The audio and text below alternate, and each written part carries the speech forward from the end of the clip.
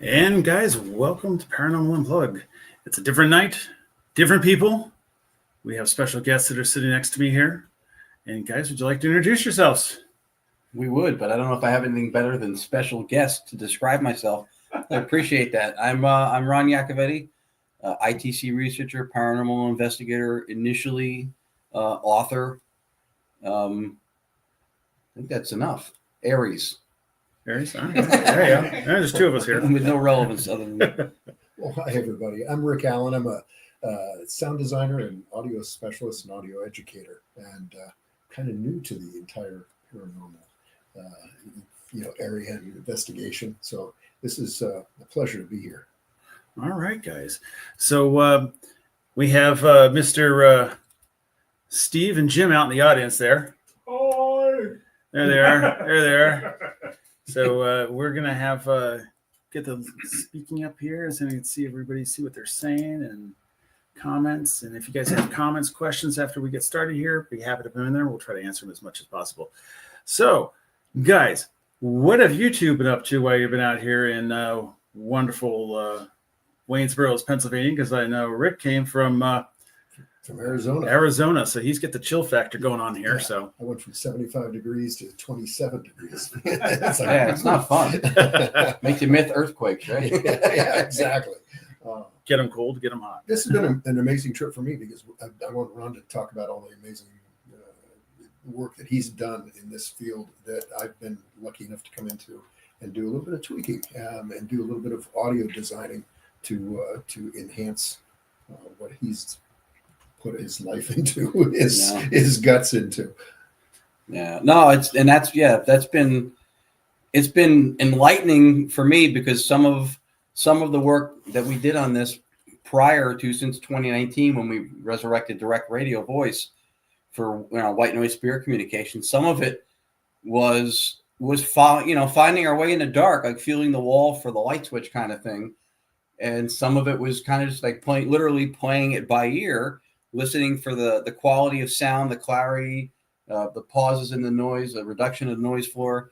So some of the things that we got to go over and work on were for me validating that at least I intuited some of the right things to do along the way. To say that he's an expert in sound is to say that the Atlantic Ocean is wet. It's a huge wealth of knowledge.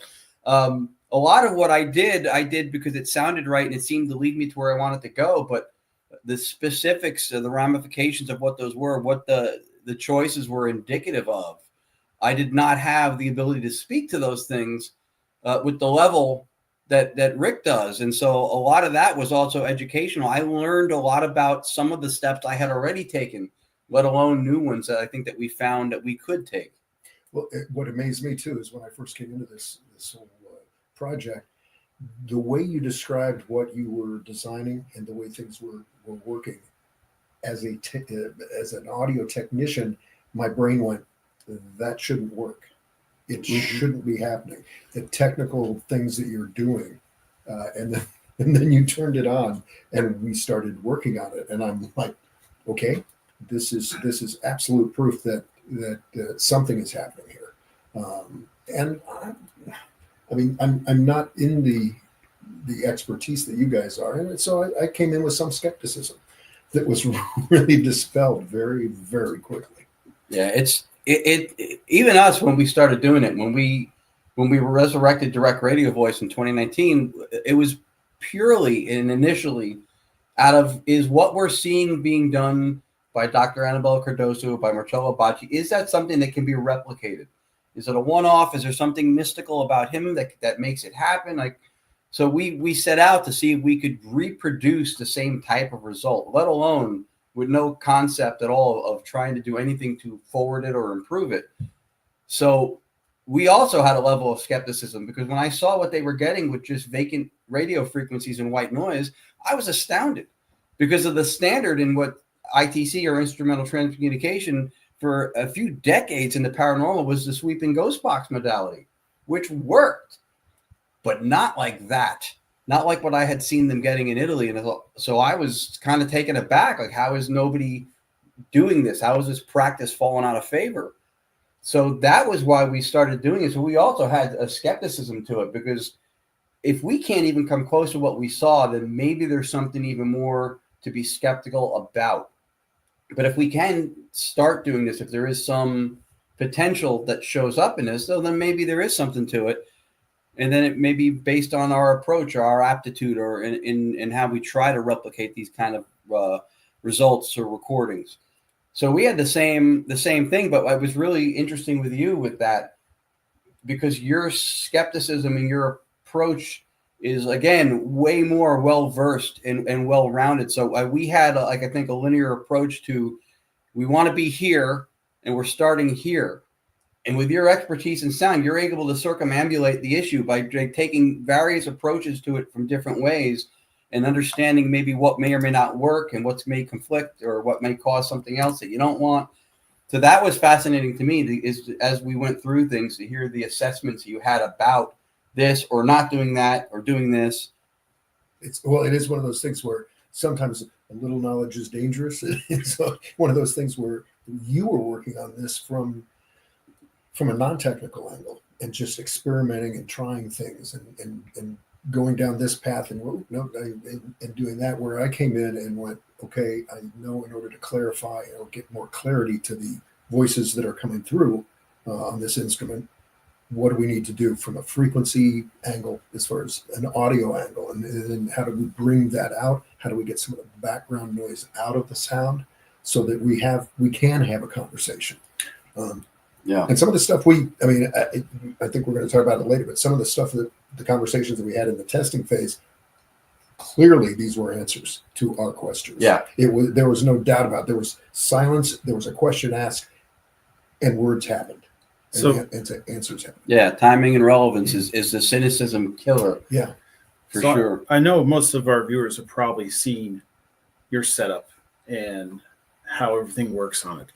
I'm still amazed to this time seeing it being done on how something, it's in a loop that does not generate anything, that has voices coming through and answering questions. It's mind-boggling. And there actually, and only to nitpick because it's so important people understand, there actually is no loop. You could, if you had a sleep machine, have a loop, but we're generating live white noise in real time. That's what I meant, yeah. It's completely devoid of data. And for those that don't know what white noise is equal intensity as far as sound levels, as sound pressure levels at every frequency across the spectrum. So basically what you're getting is this randomness. So there is nothing that could cause something to change into a vocal answer. Which is why I came in and go, this isn't going to work, but hey, I'm game on trying it. And he cranked up the device, and I'm going, this should not be happening. So there is some communication going on there. That's when I first saw it the first time. I'm like, This doesn't make sense, because my technical side of me is like, there's no way this should be working. Yeah. What's causing this to happen? And then you sit back and you listen, and when you get a clear answer to a question, it's amazing. We have a clip from last night. If you guys don't mind me playing it. Oh yeah. I have it downloaded to my phone. It's on our Facebook page. So I'm going to start it over again. And basically, we'll give it a little setup here, is that we're all sitting there. You fired up the machine. And Steve asked the question, who is Mexican here? Right. And which the question was prompted because I heard a voice come through and say the word Mexican at least twice. And that hit the radar for us immediately, because when Lourdes and I were at Fort Mifflin last summer near Philadelphia, a voice kept coming through and calling her Mexican. She goes, I'm not Mexican. The voice would go, Mexican. And she goes, I'm Puerto Rican, Mexican. So when we heard that, I was thinking, oh, this is that kind of thing again. So I asked once and didn't get an answer. When Steve asked, an answer came through. But the reason we asked was because I was looking to see if maybe we could get somebody to come through and name Lourdes. And I would go, aha, look at that. 2 times spirits identified her as Mexican. But no, it went in a different direction. Yeah, that's it. So I'm going to play it right now, guys, for you. So listen to what it says. Mexican here?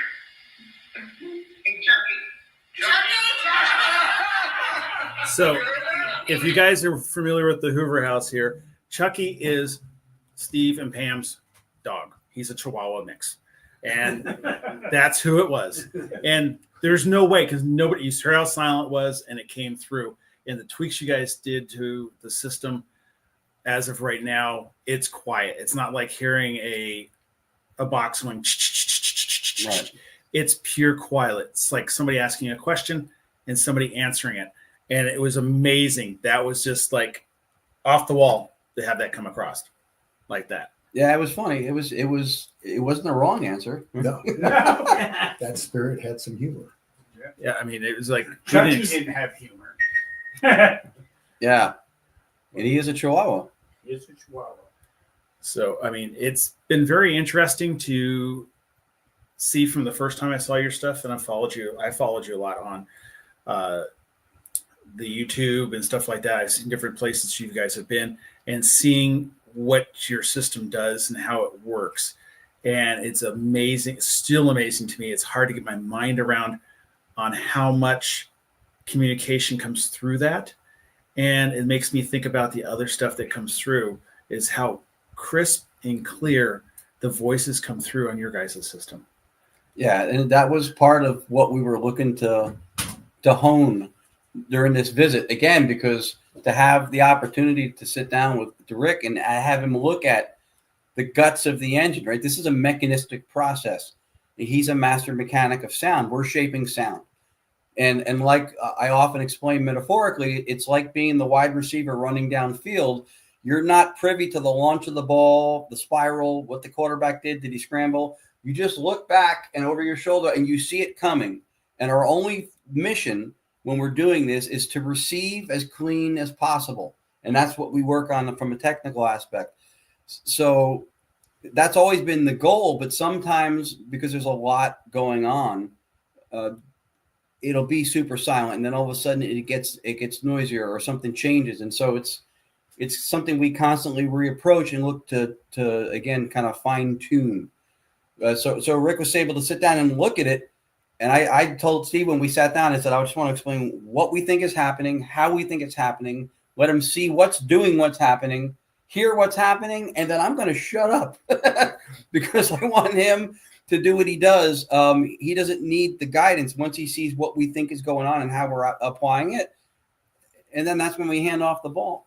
And I also, one of the first things that I was impressed with was your concept of, excuse me, your concept of generating that white noise externally with analog transmission cables, as opposed to inside a computer where there's a possibility of some type of glitches or anomalies that would generate something.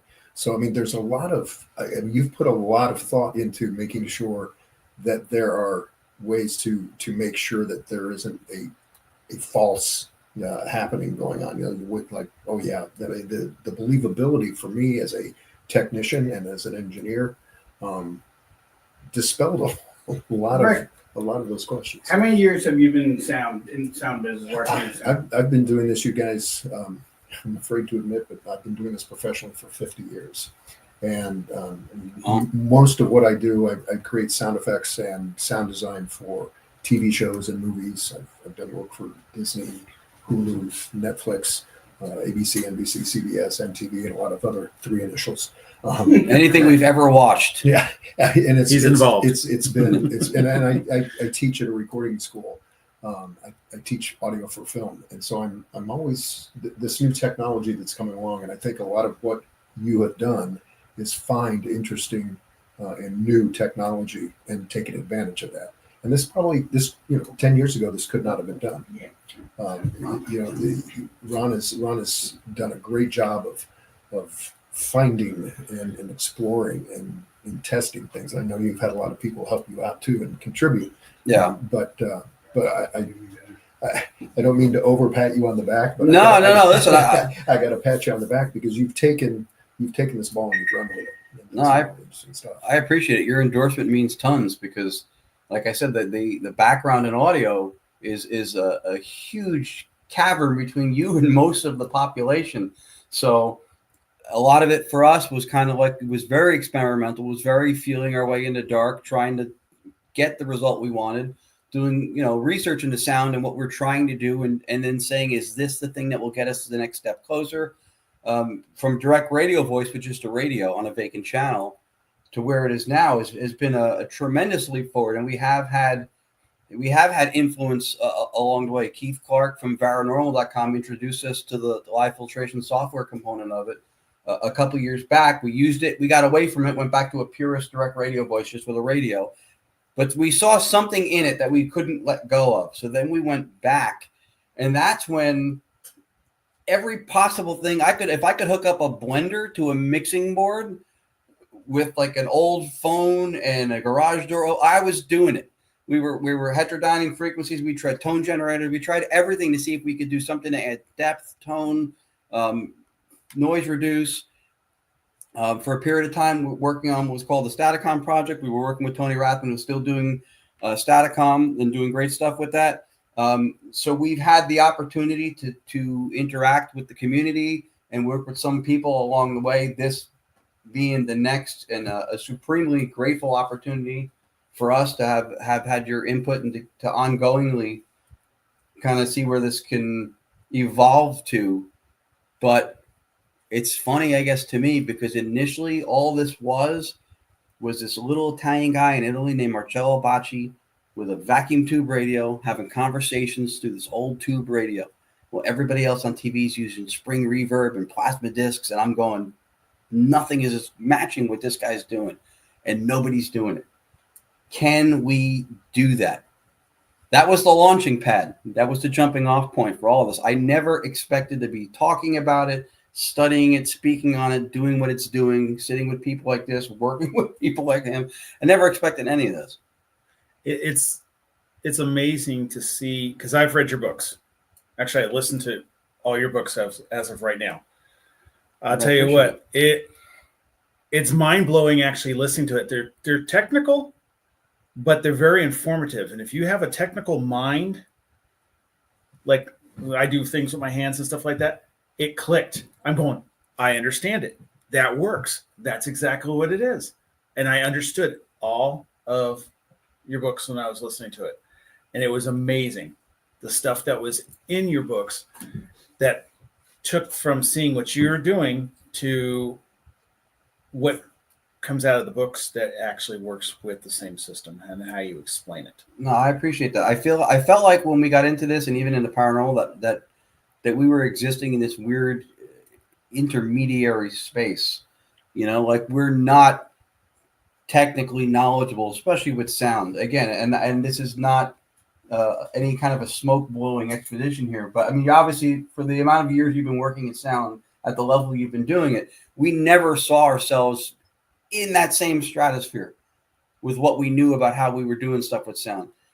So we felt like we were in this in-between place between like a novice position and an expert position, and trying to, and this is on all things. This is when we talk about metaphysics and consciousness and philosophy, ITC and spirit communication. We felt like we were trying to maybe be the conduit or the bridge between the higher academics, the higher talented, the expert level technicians, and the masses that maybe could benefit, because most of the work in the paranormal that gets assessed, gets put out there, and just by the sheer numbers of people involved, most of the paranormal experimentation is in research, investigation is done by lay people who don't get the due sometimes because they're not accredited from some university.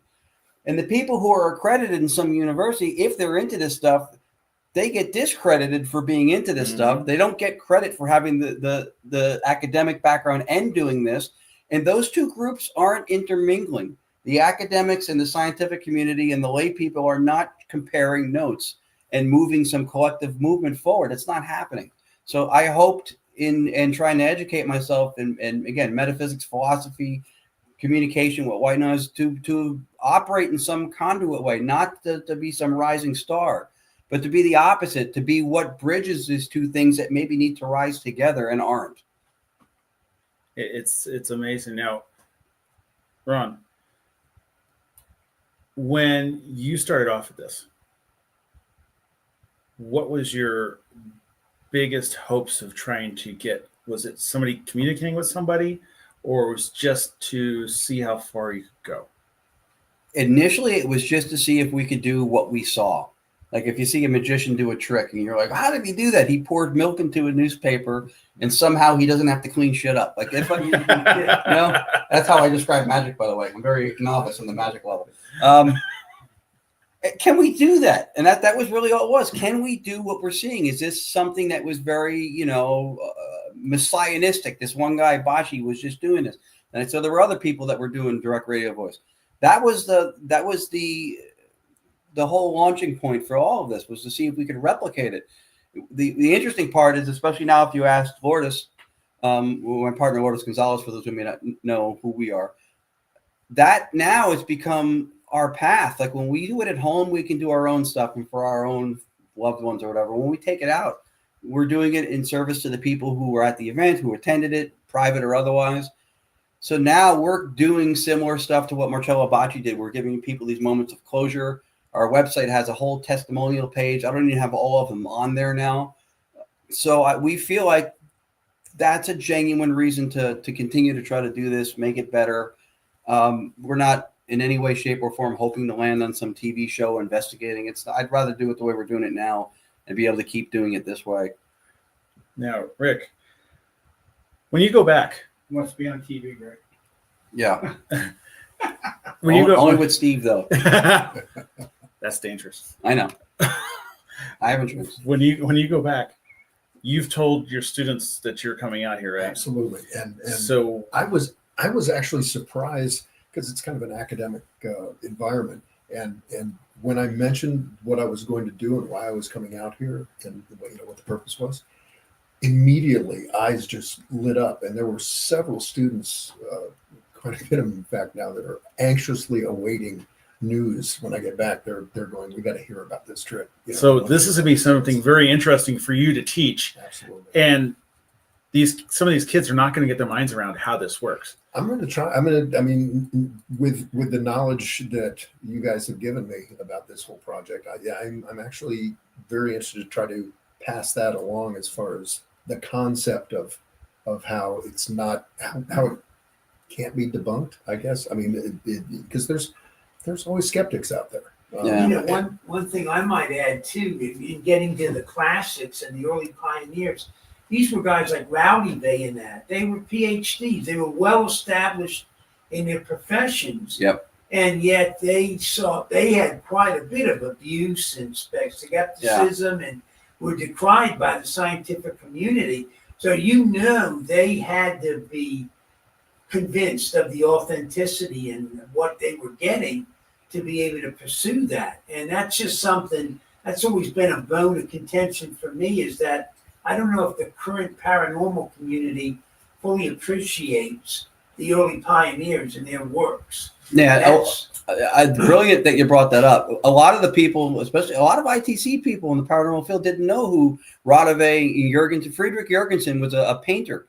He's the father of direct radio voice, which predates any ghost box or spirit box or anything like that. He's really the guy who launched ITC in its most efficient way.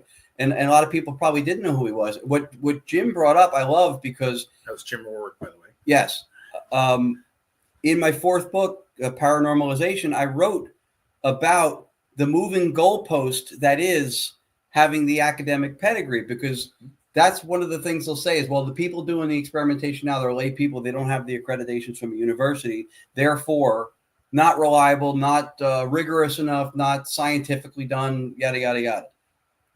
But when people who did this stuff had those credentials, they didn't get into the President's Club at the airport for it.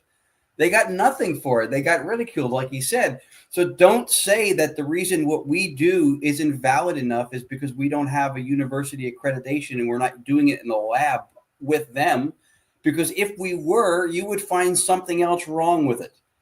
So you'd be moving the goalpost anyway. And that's not science or skepticism. That's scientism and cynicism. And that's different. Well stated. And I think if it was done in a lab, it probably wouldn't go as far as what you guys have got it at right now, because there would have been somebody saying, what are you doing?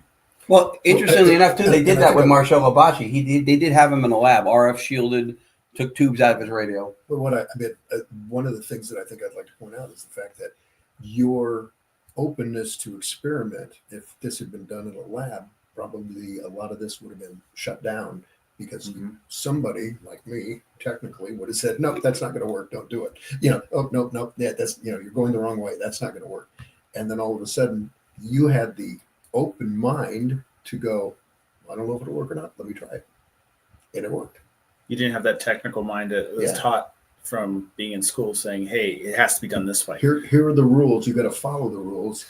And this is one of my big beliefs is I'd rather learn the rules and then try to break them when it's to your advantage. So it's okay to have the technical knowledge as long as you keep an open mind and try and understand why you're breaking the rules. And that was one thing that you and I talked about is coming in and tweaking the few things that I did. It was with technical knowledge that was just enhancing what you've already done. No, I want to talk about how this started. First, I want to thank Eric Larson for introducing Greg to me years ago and getting us through all the Tascam stuff that we have up here that we use on the show. But it's funny, he landed Sunday, Rick. We picked him up like 1 o'clock. We got back 1:30 here at the house in the morning. We got back on Because he got Monday, delayed a couple times from windstorms. But Monday morning he got up. I can see he was skeptical looking at it. Ron turned it on, explained to him, showed him the programs that are in their software. And Rick told him straight out, I'm going to pick this apart. I'm going to go through program after program, software after software to make sure there's no way voices can come through this. Nothing producing a voice or any kind of voice, no radio or anything. He picked it apart and then modified it, right? That's what he pretty much did, modified it. yeah, absolutely. And every time you play with it, it's just getting clearer and clearer and clearer. And as you can see, the result we got with the part you just played over With Chucky. Yeah, with Chucky. Yeah, I like what he said because that to me when he said that to us on Sunday, the whole I want to know or teach the rules so then I can break them, knowing the fundamentals first. That said a lot to me right away when I heard it because in a lot of different things, I worked in the fight industry for a long time, and one of the greatest boxers of all time, arguably Roy Jones Jr., he had a style that broke a lot of the fundamental rules, leading with the jab, certain things about his approach. And people would try to replicate that, but not with the same success. And what they failed to realize was that he learned the fundamentals first. He learned what the rules of the game were first. And then he let his natural talents and abilities to not follow those rules like a textbook take over once he knew those. And when you said that, I went, that's the mark of a master teacher, because that is in order to let your natural abilities or your flow kind of take over. I think that's an important thing, is at least to know the foundations first, and then you can kind of roll from there. Quick wanted to say a shout out hello, Nicole Chivatoni, Stacy Lee, Samuel Andrade. Samuel Andrade is an excellent ITC person out there now who's also pushing the bounds and trying to rally the cause for the validity of this. And that's another thing too that we appreciated being able to sit down with you, is because when people who have a mastery in sound look at this and, as Steve mentioned, kind of like dissect and then look for pitfalls or ways to make it better, that's support and validation we need. If not one sound person was behind this, we would have a problem. But when someone of your pedigree says, listen, I looked at this, there is something to this, something is happening that is fair to call anomalous. And absolutely, one of the things that my outsideness from this expertise that you guys have, the investigative stuff. One of the things when I did get exposed to the spirit box concept and that sort of thing, one of the things that bothered me is from an audio person standpoint is a little bit of hard time understanding what was being said, and that slight possibility in my mind. This is just my opinion. That it's like, okay, am I just assuming things? Is my mind assuming I heard that because I wanted to hear that? And that was something that bothered me a little bit. that when I was exposed to what you were doing there, when we clarified the voice a little bit more, you were able to take the background noise out of the situation. So we're hearing answers, distinct answers and distinct words and conversations, as opposed to pulling things out of a jumble. Right. Almost like if you're at a huge, cocktail party and everybody's talking, sometimes it's hard to hear the other person that's talking to you. You have to go, what? And in this case, we're taking this to a private room and having a private conversation almost. Yeah. Is the visualization that I have in my head. You're face to face with that person. Yeah. Even though they're not there, you're face to face in that same spot with that person. You're not hearing the whole other conversation around it. You're hearing what you're talking about and what they're bringing back to the table. So there's a little more just being very specific about it. Mhm. That you know that what you're hearing right there was specifically aimed at you, and that question that was being asked, as opposed to, wait a minute, which of all this noise, who should I be listening to? And that's the trippy part about the whole system, is that you don't have that echo box sound. Because I was earlier in my doing paranormal investigation stuff, I had somebody had one of these echo boxes, and I would talk and I'd hear my voice come through it, and he goes, I just heard him say Kevin, and I'm like, that was my voice. And I was like, how's this reverb working, taking my voice and coming through the speaker? And I was like, there's something going on here between that. So I always have a skeptic part of it. I mean, I've seen enough, I've been touched enough. I've not up here, but I've been, I've seen things and I've been involved in things, and it's been kind of interesting over the years. But when it comes to stuff like that, I kind of sit back and I watch. And it's like what you're doing tonight with the table tipping. You're watching and observing what's going on. I do the same thing. Mm-hmm. And I got to the point right now where I'm saying, okay, I see how it's comes through, and people can say what they want about how it comes through and what it does, but there's always something around that's going to cause something to come through. There's some spirits are always around that something's going to come through on it. And you can tell when somebody has their hands when you're doing table tipping and say, your hands are not on the table and the table's moving. You've got to explain it. And how can you explain it? And most people's minds can't explain that. So, Rick, Yeah.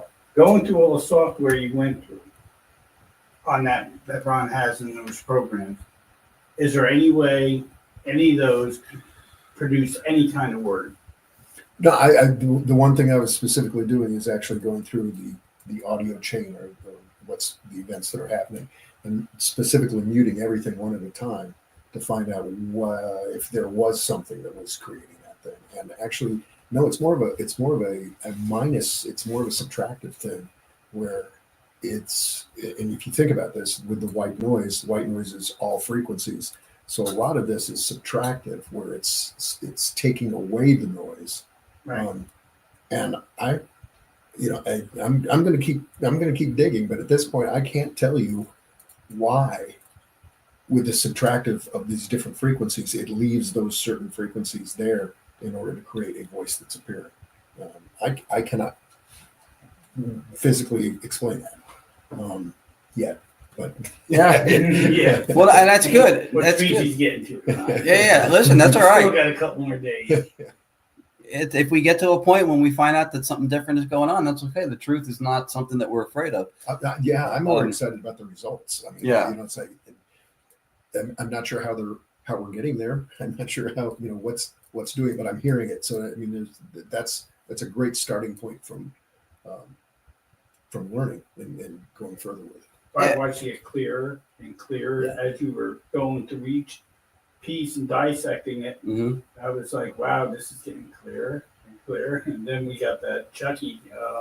That was just phenomenal. And actually going through each piece, I mean, I thankfully with the experience I've had, I was able to know what each piece in this chain of audio events was doing. I mean, Yeah. Okay, I understand what that's doing. I understand what that's doing.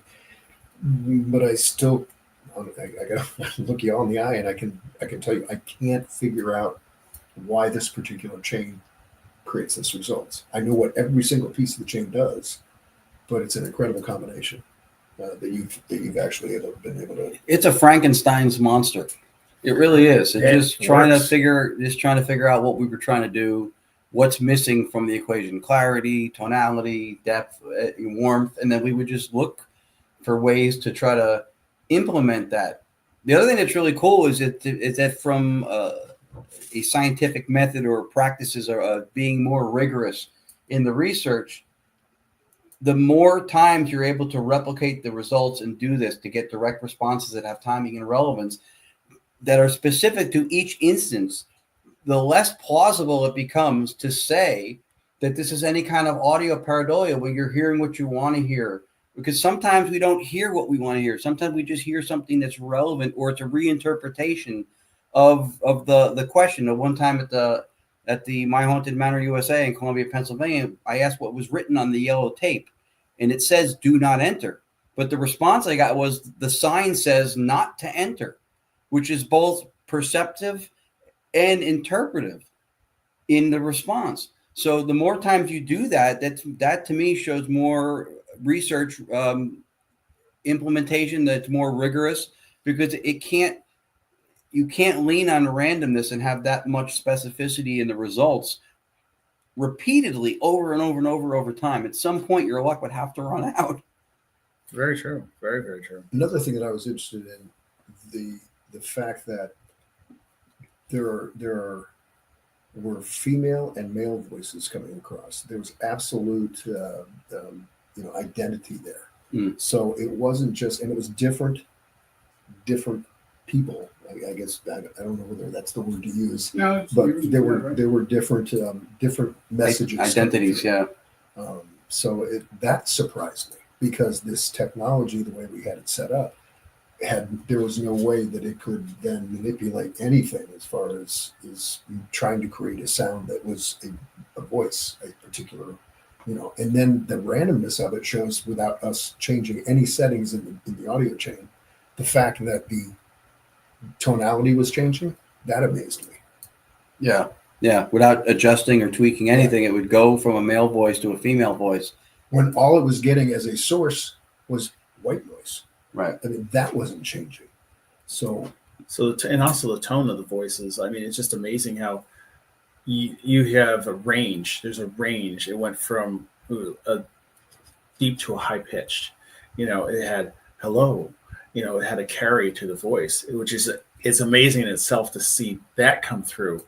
I mean, just having an answer to a question and having an answer to something that was legit in the room. That was. there's definitely vocalization. Yeah. There's definitely that vocal cord kind of formants and resonance and that kind of stuff. Yeah, and we've in the past we've had it looked at too for the same reasons, where the tonal depth, the characteristics of consonants, diphthongs, vowels the cadence was all indicative of human speech. So it's a lot to just sweep under the rug and go, nah, you're hearing what you want to hear. There's a lot more going on than that. If this is some kind of a cosmic ruse, we haven't gotten close to the source yet. It's when it comes to this stuff, it's just amazing that you're going to have the people out there. Oh, well, they did something to it. They did that to it. They did this to it. You can actually take that voice that comes through on the sound side, and you can take and pull it apart and hear the vowels, the consonants that were in that soundtrack that came through. You can see it. We loaded some of the results into a spectral analysis, which is a program that displays the frequencies and the volume at every frequency over a time period. So it gives you a visual display of the sound, and you could actually see the harmonics and all that happen in the bending of pitch and that sort of thing, which you see in a voice. It's amazing because, I mean, especially nowadays with all the AI stuff coming out, and that's going to be the biggest thing everybody's going to start saying. Well, AI. I'm glad you said that, involved. because one of the first things, being a skeptic, I looked for anything in this audio chain, software wise, that could possibly be using AI to try to generate a vocal pattern. So There isn't. for clarification from someone lay, basically you're saying you're seeing a vocal print where no vocal print can exist because of the white noise aspect. Is that correct? Yeah, if I were to put strictly white noise directly feeding into spectral analysis, you would see just basically a screen of the same color, because it would be at the same frequency, at the same sound pressure level. So everything would be the same color, because the color changes based on how loud it is. So no matter what volume what gain I put into that spectral analysis with white noise, it would be a same color all over the place. So the fact that you're seeing changes in that show that, well, it's what we're hearing too. But So that it sort of reinforces defies that. that defies the scientific basis in wave technology. Am I correct? So basically, what? That actually, I'll see if when you guys are talking for a while. Let me look for a spectral analysis picture. Yeah, that would be more of like a linear waveform. Yeah, right? that's a waveform. Versus, Yeah. Let's see if I can find something here. You guys keep talking. I'm gonna be. Steve. I take too many pictures. So how'd you get this all hooked up here and get it going? How'd you finagle this whole situation Yeah, here? he's the P.T. Barnum of this circus, no First- doubt. First, I developed this in 2017, just before 2018. Ron joined me. Exactly. No, I think you started this in 2018, wasn't it, Ron? 2019, 2019. we started. Yeah. He started, and I watched it grow. I watched him. I actually bought him a radio one time when he was using direct radio. And he called me and said, "Hey, listen, I don't use radio no more. I'm just using white noise." I'm like, "What?" He came over to the Hoover house and showed me, and I was just amazed by it. I've always been amazed by it. And I said, "It's not there. It's not to where I personally like to see it." So I said, "Do you mind if I call my friend up and see he's a sound specialist and have him come in?" And Ron's like, "Heck yeah, bring him in." Then I had to beg Rick to come. Yeah. I believe first of all, getting a chance to come out to the Hoover house. Yeah. That was and get to meet you guys. This has been a really a wonderful experience for me. I got the spectral analysis picture. Let's see if we can bring. I don't know if you can see that. Yep. Well, here, if we can do this, I'll bring this camera. All right. Bring this camera around here. But this is Robert? actually a spectral Let's try that. analysis of a slide whistle. So you can see how in the very first little segment it goes whoop, and then ew, and whoop, and ew. That's a technical way of describing this. But so what you're seeing is the yellow lines are the fundamental frequencies, and then you see all the harmonics. So you see all the lines. So that was what you see musically, and so what you're seeing that's a representation over time and frequency. Okay. Which I'm trying to simplify it, but that gives you the ability to look at what sound you're creating there. That's amazing. Though. So I'll have to Yeah. I'll do a screen capture of the actual the Chucky thing. Would be fun to do a screen capture of and send to you guys so you can on a later podcast you guys can talk about that and show that. Hey, William So Helms. I thought getting these two together was a great thing. 'Cause I did. I met Rick our first bash that we had in Gettysburg, the first ever bash. He came out with Rick Larson and said, "Hey, you mind if I bring my friend out?" And I got him in just a theater in Gettysburg. That's the first time I worked with you.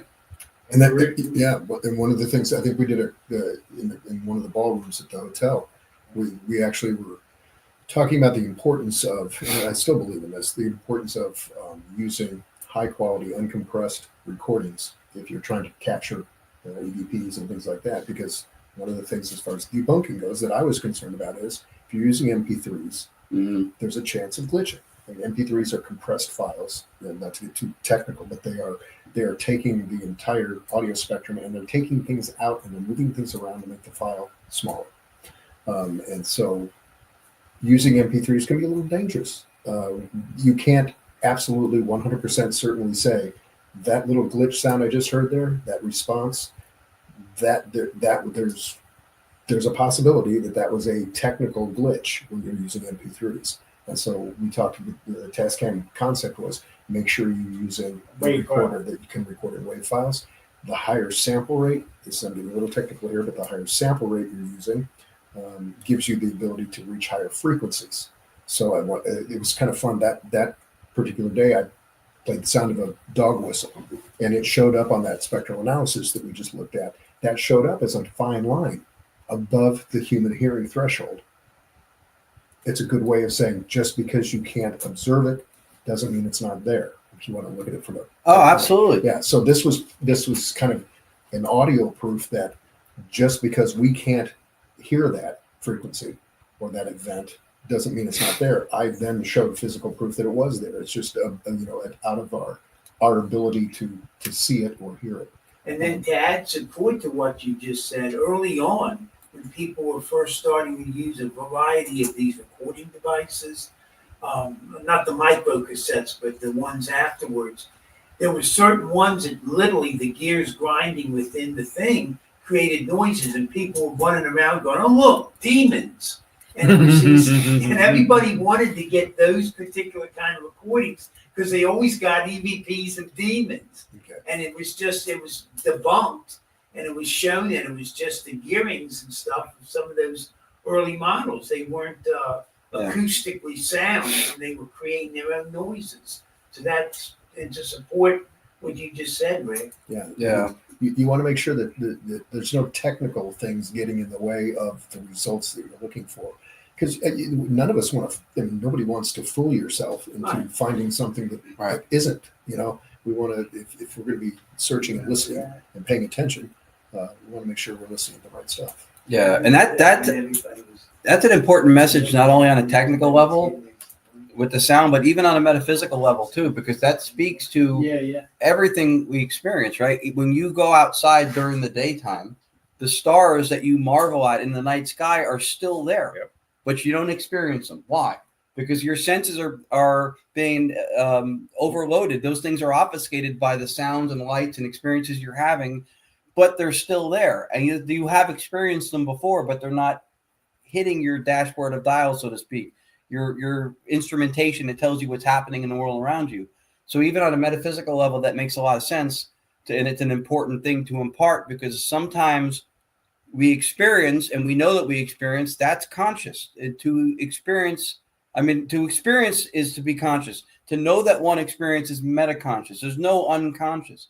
When you experience it, you don't know it. You're just simply not able to report retrospectively, introspectively back to yourself that you had an experience. So you're not metacognitive of it. Like under general anesthesia, part of the cocktail is to block neural pathways forming, so you don't have memories and you can't have recollection, or you can't reflect back on an experience. But you still experienced. When you get back up from the surgery and everything's done, you still experience something. You just don't know that you did. Mm-hmm. It's there, but you're not sure you can't access it at the time. Right. And I think a lot of what we experience in the paranormal field, a lot of what we call paranormal or supernatural is completely normal, completely natural. It's nature doing what it does. But sometimes, just like these voices, sometimes just like a very non-magical thing like terrestrial radio, those stations are flying past our heads now. We're not experiencing it. So by that standard, we can go terrestrial radio doesn't exist because we're not experiencing it right now. Prove it to me. Mm-hmm. And then what happens? In order to prove or to experience it, we use a device that modulates it. Now, our instrumentation, our dashboard, has readings on the dials that there's sound and music and we hear it. So I think the nuts and bolts of what this whole project is, this digital science project, is we're modulating experiences into the cockpit that we call life, that is instruments that tell us what's going on in the world around us. And then we're having the experience. And if we didn't, we would not otherwise know that those voices were there. That's pretty cool. It's very interesting. And that's the thing. I mean, there's stuff always going around us. I mean, who knows? There could be somebody talking right now on the microphones that we don't hear, that somebody out there might be picking up going, who has said that back there? Yeah. I mean, we've had that happen on one of our shows. We've had a bell ring. We've had stuff happen. And it's you're not listening for it. It's still there. Yeah. Mm-hmm. So, putting it into modern technology thought process right now, there are hundreds, if not thousands, of conversations going on around us. Cell phones. Yep. Mm-hmm. But those conversations are being transmitted all around us right now between other people that have devices that can pick those things up. Our ears and our brain doesn't, but these machines that we've got, our phones do. So, in part of it, filtering it out is kind of probably saving our sanity, because what would we be doing if we were hearing all those conversations right now? We wouldn't be able to communicate with each other because there'd be too much going on. That's kind of filtering out the rest of that noise is kind of what you've developed. This has been part of the cool. One of the coolest aspects of this coming together was not just the enhancement of the voices in the process, is that there's a lot of correlation and crossover between points like that Rick just made and what Lourdes and I speak to as idealists of philosophy or metaphysics, that consciousness has primacy. It is the one foundation from which all things can be explained. There's a lot of connection with those same types of things. Like, for example, when you were just saying a second ago, right? If you could repeat the last point you just made. The fact that we wouldn't be able to communicate if we were able to interpret all those conversations, And it would be too much. Yeah, we'd be overwhelmed. So this is the same thing that we look at as idealists. With our experience with reality is the same thing as like a pilot in a cockpit. We're born in the cockpit in life. We have instruments, all right, our sight, sound, touch, taste, feel, that tell us what's going on around us the same way the instruments tell the pilot what's going around him outside of the plane. He can fly and land the plane purely on instrumentation, even if you black out the windows. Tells him everything he needs to know. That's what we have through instrumentation. We have all the salient points we need to know to go out in life and not walk under a truck and kill ourselves, right? So it's the same thing. The difference is the pilot never mistakes the dashboard for the sky. He knows that it's representative of what's out there, but it's not what's out there. Mm-hmm. So this is the same thing for us. If we were able to, through our instrumentation, like you were just explaining with the phone, take in reality in its totality, in all of it, as a mirror image, the same way the pilot's not getting the sky, but a representation of it, we would melt. We would become entropic soup. The entropy, the undoing, or the chaos of a system, an organized system coming undone, because our cellular structure, we have an upper bounds to our cellular integrity. We can only take in so much. Reality or consciousness or whatever's out there, there's no upper bounds to that we know of. So it would be overload. It would be too much. You look at your computer, it's the same thing. I mean, if it's an easier metaphor, you have icons on your computer. You double click it, it opens up a folder. You double click that, a video plays. You have sight, sound, moving images, all that stuff. If you saw every line, every codec, everything that went into programming that, all the resistors, capacitors, everything that went through, your head would explode. Yeah. So what do you get? You get a dashboard representation, only what you need to do to have the experience. That's what our instruments give us with life, the same way you were explaining with that. I know, guys, we've gotten heavy into exploration stuff tonight and technical things, and actually it's neat to have that part of the podcast to come out into this, because I think that's a place where you guys are excelling on everything that you're doing, and that's amazing. See how far your guys are going. This was huge for us for that reason, because we have arguably a master, a black belt in sound, looking at what we're doing, analyzing what we're doing, suggesting and improving what we're doing.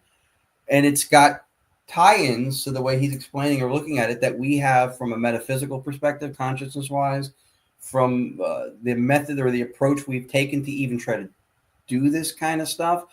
And this has been part of my platform lately a lot now, is I think if you look at that definition of insanity, which is doing the same thing repeatedly and expecting a new result, I think the field has been doing this for decades. There's brilliant, name the ITC person out there, 99.9% of them are brilliant, and they're doing incredible stuff, and they're yielding amazing voices like what we've been able to do. A lot of them are doing it. Yet we're still here in 2025 arguing for the validity of these voices. Why? Because what needs to change is the worldview. We need to influence a paradigm, which takes time, which is not an instantaneous thing. So I think a reworking or a framework, a defining of reality through a metaphysics, which does not mean spiritual beyond science. It means literally that which stands behind the physics. Sound is applicable to laws of physics, right? We're talking about not the behavior, but what's behaving. And I think when we can start influencing a different viewpoint of reality, then we start having more validity to what we think is going on with these voices and how we think they're happening. So everything that we can put into the foundation to support this is huge. And we're beyond grateful that we were able to have Rick be here and assess, analyze, and add to what it is we've been trying to do, because that's unfortunately these days, even in medical and technical, like, people even sometimes begrudgingly have to bring in experts in other areas, because even medically nobody can be a specialist in everything. So there has to be collaboration within the field and within the different branches of what goes into it. We have someone of the most elite status with sound looking at what we're doing. That's important to us. And meanwhile, while you're doing it, you flew the heck out of his mind. This has been it's been one of the most exciting yet relaxing trips. Not this particular bed and breakfast, by the way. I'm not. I don't want to do a commercial, but the Hoover House was an incredible experience for me, as far as the hospitality, the environment, the feeling. Was absolutely fabulous. So I thank you. Yeah, You're welcome, sir. that's been a pleasure. Working with Ron has been. I mean, just your intellect is way above my intellect as far as thought It's not process true. goes. In that world. It's not true. But no, and I think there was some really good synergy here. You've been very kind to sends compliments my way, but I think we nudged things up a little bit, and I think it will continue to nudge up, and you will continue to improve this. And I'm excited to see what you end up with. Yeah, and I mirror. This ain't your last trip out. No, it can't be. It can't be. And I mirror his sentiments too on what Steve did to bring us together, and the description of the Hoover House. This is a second home for us also. We come here as often as we can. And this is something that I know that Steve has been talking about for a while. He's been singing your praises for a long time. He's been wanting to see what would happen if we put both of us together at this. He is a troublemaker. Oh, yeah. Yes, we all know that. Yeah. He likes to mix those dangerous chemicals together. Yeah, he does. I'm still mixing them. Steve's always In got different ways, something not going on. with this in the paranormal field. Correct. It'll never stop for me. So. Yeah. But anyway, when Jim purchased the house here, tell Jim what he did with this was his idea was to have everyone here and bring the spirits in. And here, I'll let you explain it. Yeah, I guess from the get-go, I still hope that for perpetuity's sake, I hope the Hoover House can be maintained as a source of education for the spirits, to actually educate us as to what we need to know to give us a better understanding and maybe take away some of the fear inherent in our mortality, and to be a place of learning. We actually, before we moved a single piece of furniture in here, we had a dedicatory prayer where we actually dedicated this house as a spiritual base, and we do this. Research. We do it also under the guise of with a religious intellect, because I firmly believe that this is not in opposition to any kind of religious aspect. Whatever religion one ascribes to, I believe this is a blessing and a spiritual gift from God. And so I really applaud all of you guys and everyone for supporting the Hoover House. And Steve's wonderful for saying that the work goes forward in different fields, whether it be visual or in this case audio. And so I've always felt we have a special place here. Something happened to bring us all together. And if it's for everyone's good, I think it'll continue in perpetuity. But I want to thank all of you for your dedication and for your willingness to work together. And ultimately, I think this benefits everyone.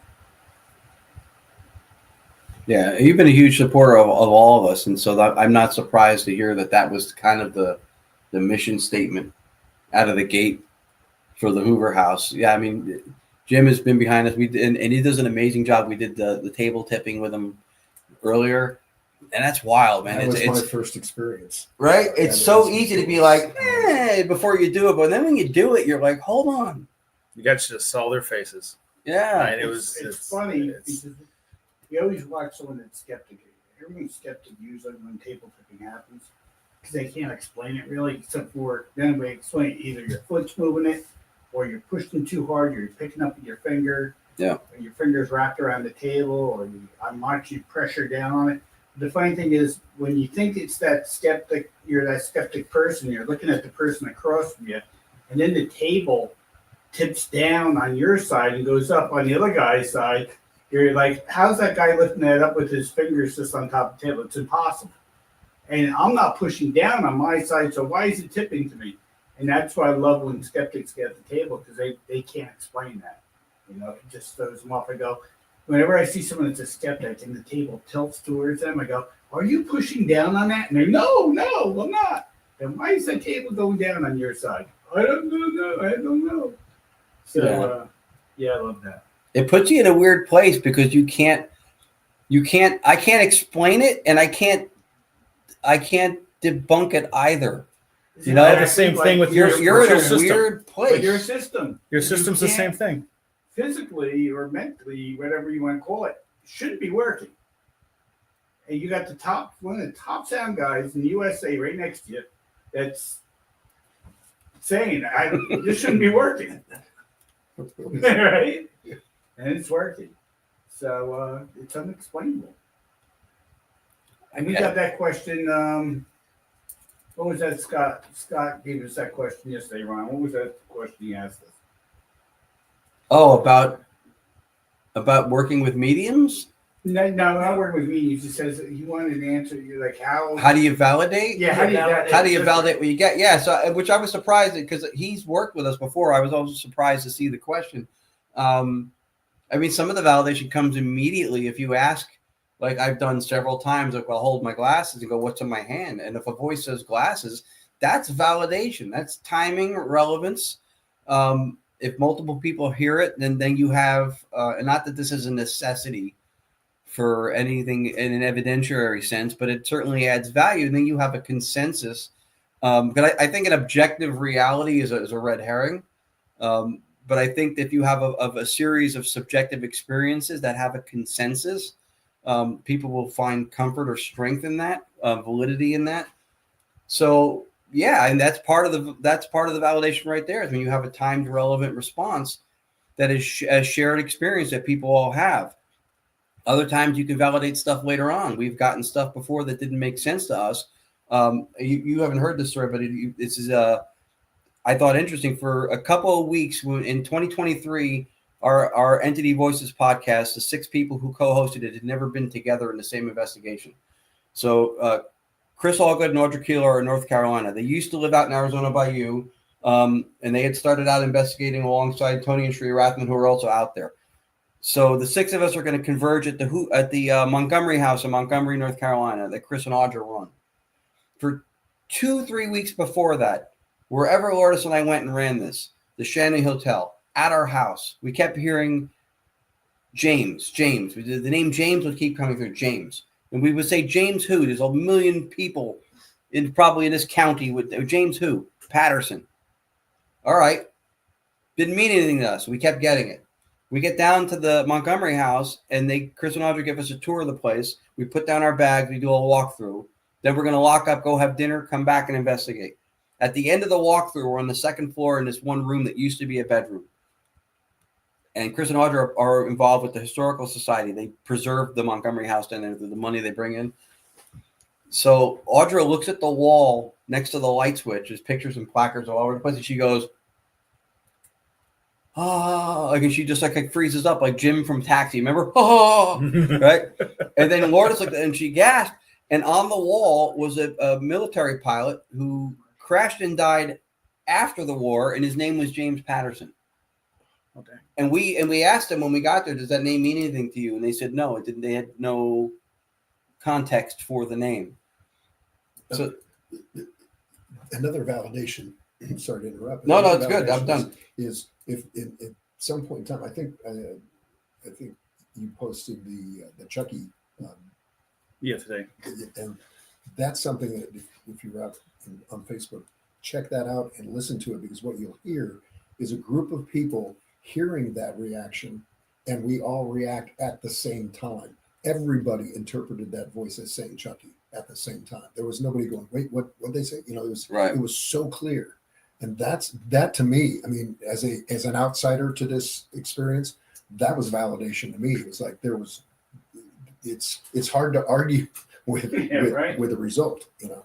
And with that being said, let's get a commercial in here real quick. So give us a second here. We're gonna have a commercial, and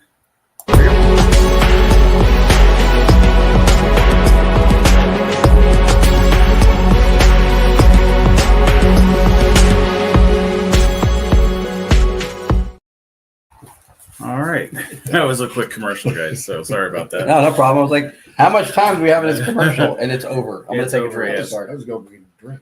Yeah, no, I brought mine. You guys are allowed to have drinks while you're up there in the podcast. You know that, right? So Love this podcast studio. You guys allow drinks by this equipment. Shame on you. I keep it capped and on the keep the floor. captain on the Why floor. you- You're you fine. have Yeah. Your, birch beer with you over there? No, okay. That is another thing coming out here that there was an incredible experience. Is the root beer that you guys turned me on to that I don't have access to? What is it again? Birch beer. Oh, Yeah. yeah. If everybody out there, if you are in the ability to grab that, try it. It is heavenly. Yeah. You never had birch beer. You had root beer, but not birch Yep. beer. There's a difference. It's something that I grew. I mean, from being from Jersey and stuff, and knowing every time I went back to visit my dad and stuff, that's one of the things we always had: birch beer, Sabrett hot dogs, Mm-hmm. and Italian ice. There You you know go. what he's I- having tomorrow? Oh. You getting a Taylor pork roll? Yeah, Oh my God, you're gonna be in trouble. Oh, you're giving him stuff he can't get. I know. He's gonna Then have. that's That's, on that's, ice that's how to you're come dragging me back That's what here. you're Yeah. It's a taste that you'll never forget, Oh, okay. and it's amazing. That's how we're gonna get him to come I'm not back. gonna be able to Is, sleep is, tonight. is with culinary baits and pictures of the dog Chuckles Chuck, okay, with his ears yeah. going like this. Yeah. That the Hoover House puppy is one of the cutest dogs Oh yeah. and one of the sweetest animals I've ever met. So yeah, Check. you better check my suitcase when I leave because that dog is going with me. Right. Yeah. And we got to experience something cool, unrelated to the paranormal field, but then in part related to what Rick does. Steve and Pam took us down into these caverns in Pennsylvania, They're called the Black coffee. Black coffee camp. Black Coffee Caverns, which was a phenomenal experience. It was so cool. And at one part of it, we all got quiet, and Rick just did. Can we say what you did? Yeah, He absolutely. slapped his leg on his jeans and recorded it with a Tascam recorder, and then played it back afterwards, and it sounds like a gunshot. Yeah. When you get all those reflections in that huge cavernous cave environment, it gives you echo and reflections, and it can take it really quick. I'm going to get technical again, but a hand clap, that's a very sharp transient. It's just one big spike of sound, but then when it bounces off all the different surfaces, it creates this big, huge echo, and so it was fun because I was able to capture that. They call them impulse responses, and we captured that. And so I'll be able to recreate the sound of that cavern. And he captured out and Porter captured 6. Yep. And that's- a Tascam, which is an excellent device, by the way. They have Porter capture 8, but 6 works just as good. and Yeah. it's amazing that cavern. That was the first time I've gotten to go down there. Like you guys are the first times too. Yeah. And if you guys get a chance, look it up, go see it. They do let you have tours to go down there. It's amazing. It's It by is. donation. So when Yeah. you go to the caverns, all they ask, there's no set price.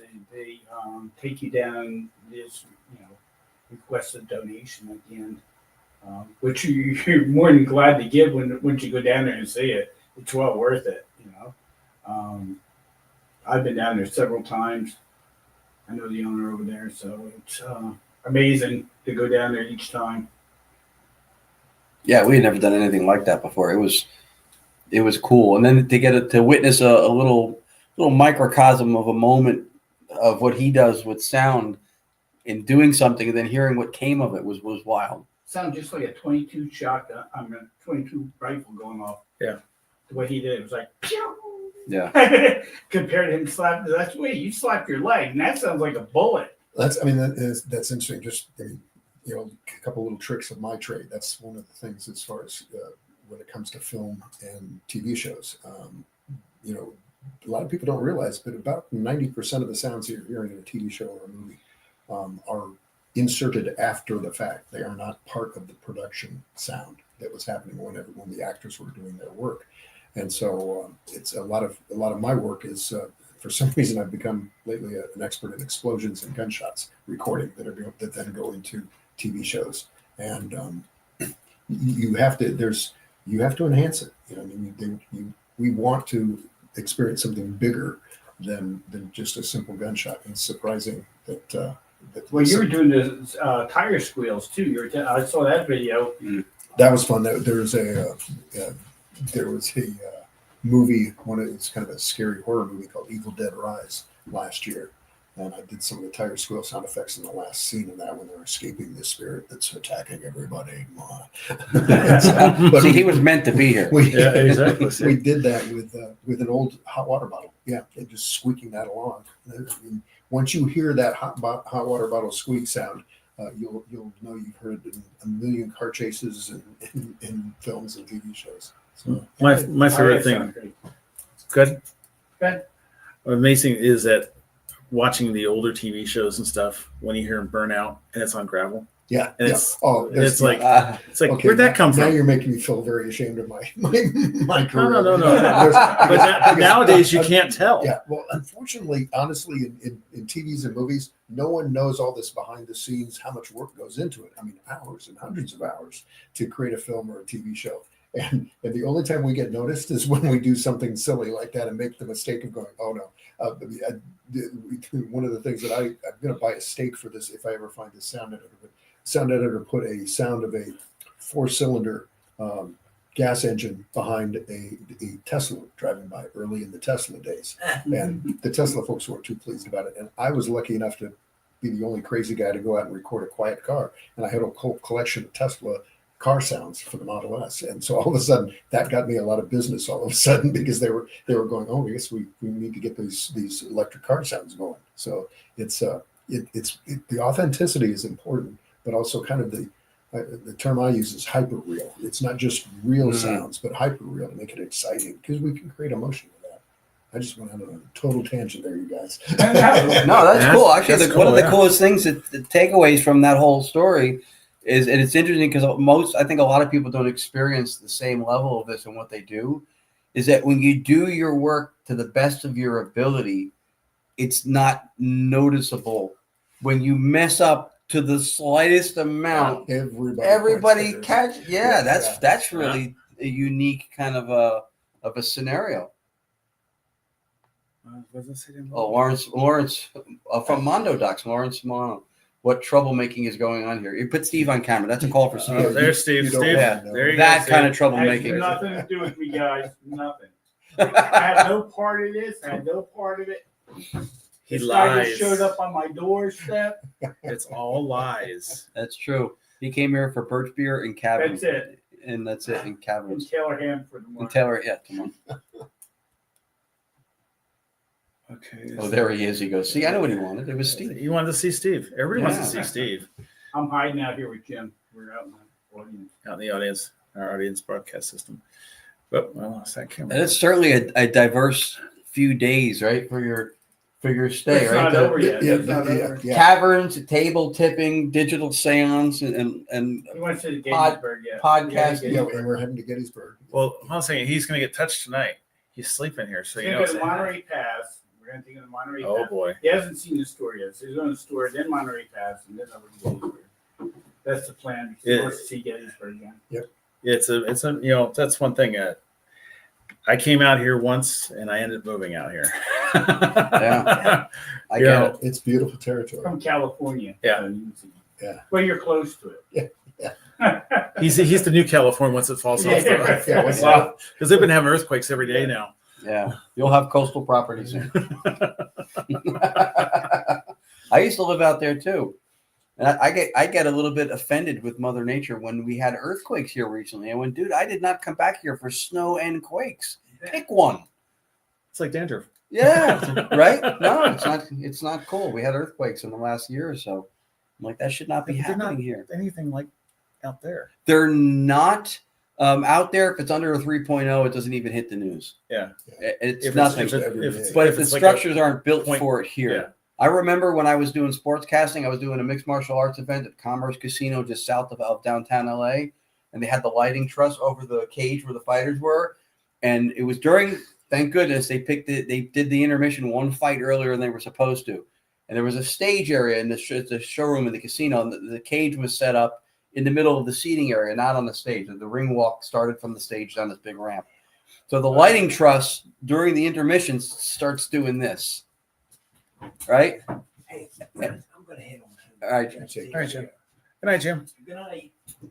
And when the earthquake started and the lighting truss started doing this, that was your way to tell who the real Californians were and who the import people like me who just got there. Because of the genuine Californians, when it started quaking, started doing math. They go, what is that, a 5.4? Just get outside, you idiot. What are you They're trying to calculate the magnitude. That was my mom's favorite. Stop. My mom's favorite thing is when I was really young, we moved from New Jersey to California, and it was a 72, it's a 1972 or 74 earthquake, one of the big ones. My brother's standing in the hallway, and she's yelling at him, "Stop jumping up and down! You're shaking the house!" Oh, no. Because you had the basement floors, and it just shakes the house. So it's actually was one of those things that we went through. I mean, Northridge, that was amazing. That's right. You were out there for Northridge, right? I wasn't, but that's where I lived for a while in Northridge. I had just gotten home when that earthquake hit, and I just got into our water bed. It was sitting up on a pedestal, and the bed was doing this. And all we heard was shattering of windows and everything else. And we went out, every power went out and everything else. Went out to the kitchen. All the cabinets were open. All the glasses were sitting on the cabinets. I just shut the cabinet's door, latched them, and the neighbor came running around checking on everybody and looked next door on this side of us. All the windows in the house was gone. On that person's house on the other side, all their house, the windows were gone. Our windows were all perfectly fine. We had nothing broken in the house. Wow. That was just amazing. The Northridge quake, yeah, 94. That was I think our mutual friend, Hollywood Hamilton, the radio personality, he was out there in the Porter Ranch, Northridge area when that happened. Yeah. Also, I was not out there yet. I didn't get out there until 2000. But I remember when my son was little, I took him to the Liberty Science Center in New Jersey, and they had this Nature's Fury exhibit, and it was wind and tornadoes and stuff like that. So they had like stop signs that were literally like bent to show different nature effects on physical things like that. And then we got to this one area, and there's this big TV, and it had pieces of like curved, elevated highway broken off, and these big fissures in the ground. And he's, oh my God, where's that? I went, that's where you were born. That was the Northridge quake. That was what they had for the earthquake part of it. That we used to live there. It's amazing the obstruction that does. I mean, I'm sure you probably have some recordings. We know that we simulate that. Like you said. When it My comes to goodness. mass destruction, it's like, no, I don't want to go out there with a recorder, a Tascam recorder, and get that. No, it's a lot safer to recreate that. Well, today we also we're trying to rip out EVPs to see where they're coming in from. But what the problem we had with that was they weren't direct EVPs from the recorder. They were recorded, then recorded again, and you can't do that. We found to your favor. Yeah, we're trying to look at some Yeah. spectral analysis of some of the. Can't do this that way. You have to have a direct. But we do have ones that you recorded down in the caverns tonight, Ron.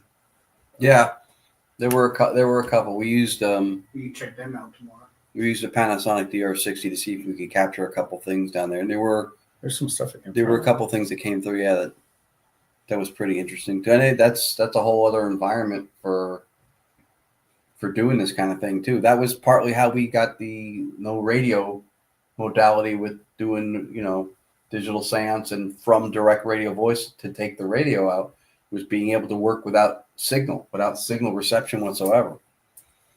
And I think it's important though too. Again, as an outsider of this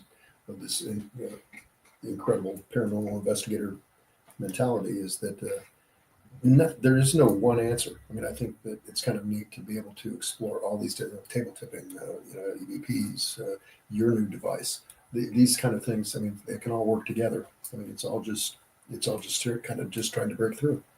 Yeah, no, that's true. There's a lot of different ways to do it, and we're trying to. There's different. So I was hoping nobody feels threatened by this new. I mean, you look for the new technology. Don't feel threatened by it, and keep an open mind to it. I hope that you don't. That the first thing people do is tend to try to find fault in something, and then everything needs time to develop and grow. So Right. I'm just hoping that people give it time. Yeah, I mean, some people will give it time. Some people will need time to give it, and some people, no matter how much time it gets, it's not going to matter. But we just want to try to do the best we can do with this. If somebody else doing vocal stuff breaks through and makes the biggest discovery of all time, and it's not us, I'm happy, because if I'm the only one who does it, that gives the person who's saying that there's something either dishonest or something that's miscalculable, or right, imperceptible, but you're thinking it's something like that it enhances the it looks more conspicuous if it's one person.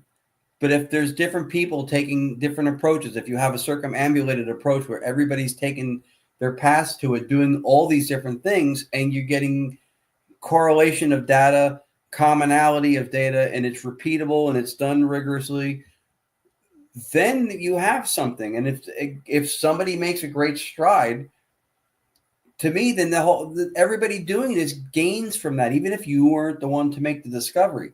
This is, for me, I guess, and I'll explain why I have this perspective, because I think a lot of the paranormal field, people look for the spotlight. Like, look what I'm doing. Look at what, and yes, everybody should get the credit and the respect for the work or the achievements that they make.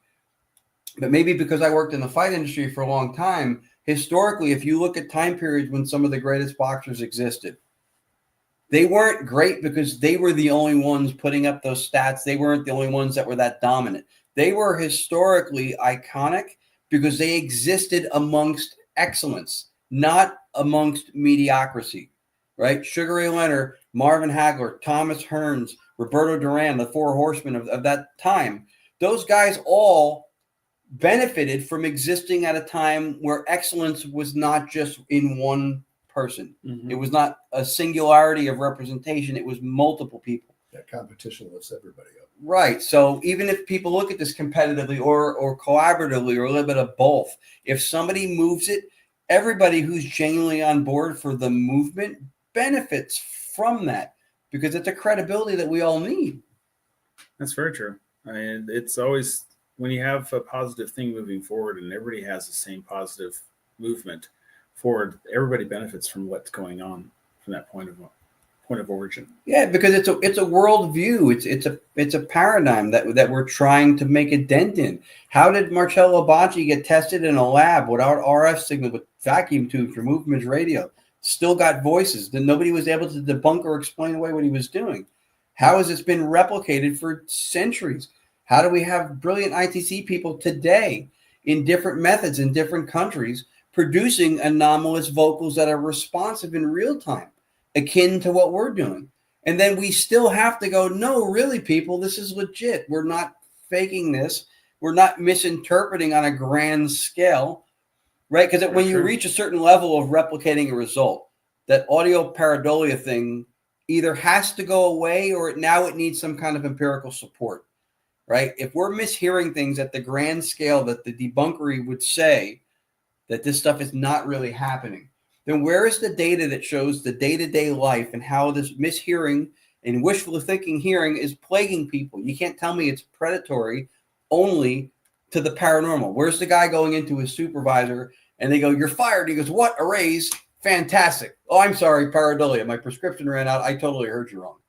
Where is that? If we don't have it happening in other things, you can't dismiss all of this audio capture at the quality and level that it happens based on mishearing or wishful thinking. You can't. It's absurd. Well, it's like last night. There's, 6 of us in the room? Yeah. And we all heard the same exact thing.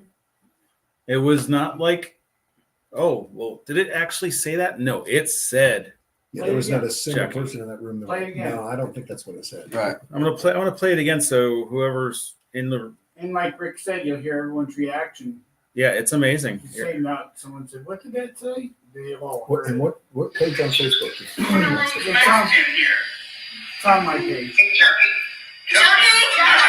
So I'm gonna play it again.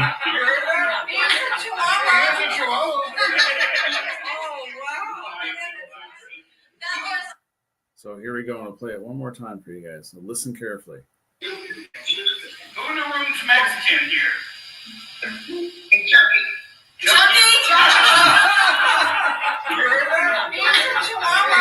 So you can hear us all going, it said Chucky. Yeah. Yeah. I mean, and it was Chucky. And it was quiet where it came through and said that. Right. And I want somebody to turn around and tell me that didn't happen. Well, somebody would probably be willing to I do want that. I want them to prove But- that didn't happen. Well, There's no way of proving it. there's didn't always happen. somebody willing to tell you. There's people willing to tell you that your shoe is a communication device of the third dimension of Saturn. So there's always Yeah, somebody that's true. willing to tell you something. But prove it. And so the other interesting thing too is the only thing that proves is math. Science doesn't prove, math proves. Proves, yeah. Science leans into what's most probable based on all possible ways of approaching something. You lean into what's most probable, skeptically parsimonious, right, in the approach. And then if it's been tested and done repeatedly and rigorously. So that's what I was referring to with how often this is repeated, and not just by us, by other people doing ITC work. It's replicated and people are doing this. So somebody can doubt or disbelieve, but you can't ignore the data. Yeah. If it's there, you can't. And that's part of the problem, I think, is when I talked about a paradigm or a worldview. Our view is based on our beliefs, which are predicated on axioms, which are beliefs that are held without question as being absolute truths. Yeah. Right? So when people go, well, you have to look at this logically. What is logic? Logic is a collection of axioms. And if your beliefs, your axioms are that this stuff is all bullshit and it's not possible, then through your beliefs, you're filtering out factual or potentially factual information and coming to your own little consensus reality of what you think's going on. And that's taking some of the results and throwing them away. It's not a fair assessment, and I think it's naive. It still trips me. Steve, you have anything to say over No, I'm listening to you guys. No. there? Hey, listen, Steve brought us The all. audience. He brought us all together. He brought us all together for this. It was amazing watching these two go back and forth yesterday. He worked on it like what 8.5 hours. Yeah. I mean, they got up right in the morning, had breakfast, and got right to it. And And I didn't want to stop working on it. the Yeah. funny thing was watching Rick get in front of it and look at Ron right in the face. And he goes, "No, I'm gonna rip this apart," because he was skeptic at first. Said, "I'm gonna make sure I can't find a way that some kind of radio voice is coming through this." Yeah, thank God it worked out well, because I would have been behind the building listening to Sam Smith music weeping, but it didn't go that way. And he just started ripping program or software by piece, going through each one and adjusting it. And, Like a surgeon, methodically, yeah. And, piece by piece, section by section. analyzing everything. And to went through everything on that. It took all that time. You're still analyzing. I know these guys are be back at it tomorrow. And we got that result with Chucky at the end, and it was just amazing watching how that all happened. And I sat back and said, I have no clue what these guys are talking about, but I'm just going to watch. And that's That's what you learn the most is when you sit back and watch. You sit back and watch, you learn a lot more about what's well, going you on. do. I learned a lot from Yeah. both of them, watching put this together and adjust and do more adjusting and more adjusting. And Yeah, it was educational. Like I would do Nice something say so. based on what I was trying to achieve. I would add a certain component to what I was using to get a certain result, and then you not only saw the why I used it and then the where I had put it in the process, but then other things that the byproduct of that, or other things that would maybe lead into, like there were other verticals to that one thing. I had that one piece that made me go, let me try this. And there was so much more detail around the function and the placement. Like there was so much more to it that I wasn't aware of that he started explaining. I was like, oh, so it was enlightening for me. And I think one of the things that we always have to approach this type of development is curiosity. Just keeping looking for the next step, looking to see how you can be. It's like, okay, we're here. Let's, how can we get here? And that's, I think that's what you're going to have happen in this development very quickly here. Is it's going to improve in steps. It's already a very impressive place, but I can see this thing getting even tighter. We hope. I'm excited for that. We appreciate. Yeah, your input's been priceless, and we hope that we can keep moving the ball forward. We don't know what the limits are, and maybe we've already reached them, or maybe we're on the precipice of being as far as we can take it. If it is in fact true communication, like we believe, then there are elements of this that we do not have control over. So we look at that aspect of it also, but it's not anything that ever gets old. Like anytime we hear that response like that, like we had to happen several times, that Chucky one happened to be the culmination of. But we had several experiences. Yeah, there's more. Yeah, we didn't play those. When those happen, it's still sobering even for us. And we've been trying to play with this whole concept since 2019. It never gets old, I guess. It's gonna be more to come on that. More to come. So I went down for kids home. His wheels will still be spinning. He'll go, "Hey Ron, wait! I thought of something now that you didn't think out here." And then I'll get home and give him a call. Try this and see what this does. They're going to be going back and forth for a long time. I'm just waiting to see what your students are going to try. Yeah, I pulling will apart with absolutely this. let you guys know, because I'm going to take a lot of the video back with me and show them exactly what we went through. Yeah. And I cannot wait to play them some of the results that we had. You should videotape their expressions when they come through with That's this a stuff, deal. That's because a great idea. I like to Yeah, see. that's I good. like to see that. Yeah. Especially because most of the people that are in your classes are very technical. Yes. Yeah. And I know dealing with people who are technical, sometimes their mind cannot grasp the part of the paranormal community. Well, one of the nice things about the classrooms and studios that I'm teaching in is these students are also very, not only they come from a creative background, so not only are they technical, but they get excited about new things. That's cool. That was where I was surprised when I mentioned I was coming out here to do this. I expected a bunch of that kind of reaction. Yeah. Instead, I got excitement. So That's good. Yeah. It's not as shunned upon as it once was. Yeah. But I think there's a modicum of deception with the idea that this, because it went so mainstream with TV shows and stuff, that all right, well, we've now proven it. Like, no, there's still, I think, and that's why we lean into the philosophy and consciousness stuff. There's still a lot to do, laying the groundwork and the foundation for, and that's why we look at those things too, consciousness, other elements or other aspects of what the larger equation is. The voices are one element of it. What Jim did with table tipping could be another element of it. Mediumship is another element of it. There's a lot of parts to it. So we looked at, what's an overarching theme? What's something that's fundamental to all of this, right? one more good, incredible tool. Yeah. Yeah. Really. I don't think this would. I don't think we hit our threshold of not going further, because software is developing more and more each day. Technology is getting better each day. So I think programs, software we added that can filter out more down the road. So this will just get better and better. I agree with Rick. It's not the end. I don't think we've hit the end. Mhm. I think we're just going to keep working on it. And But it's a heck of a beginning. yeah, I mean, Yeah. what we accomplished yesterday, I think, was a big jump. Yeah. I don't think if we hit an end, we would know it. No, Right? Because we would always keep thinking, well, what else? What more can we do? You're How always much constantly better? analyzing it, Yeah. analyzing it. How can it be better? So even when the clock runs out and people leave the bleachers, we'll still be on the field going, one more play. Snap the ball one more time, Yeah, please. yeah. Can we do that? We're not done. We're not done. We won't know. Especially when you get voices through things that are not supposed to get voices. Yeah, the system runs a closed circuit, external white noise generator. It doesn't receive or record signals, so there's no RF capabilities whatsoever.